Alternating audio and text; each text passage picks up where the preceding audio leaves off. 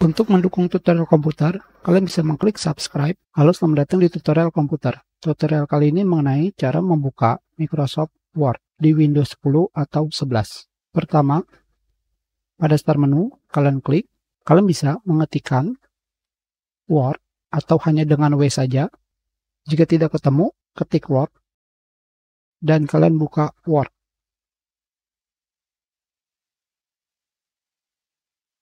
Atau pada start menu, kalian klik grup huruf. Akan menampilkan daftar huruf dan kalian pilih W.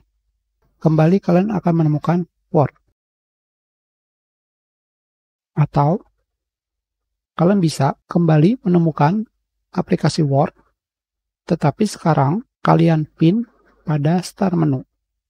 Kalian tinggal mengklik pin to start, maka Word akan dipin di start menu. Lebih mudah. Atau jika kalian ingin lebih cepat lagi, Word yang sudah kalian pinkan ini, kalian pilih More dan kalian pilih Pin to Taskbar. Tentu saja di pencarian ini kalian juga bisa menemukan Pin to Taskbar seperti ini. Tentu saja jika kalian ingin menggunakan Pin to Taskbar, pastikan aplikasi yang kalian gunakan itu sering kalian buka.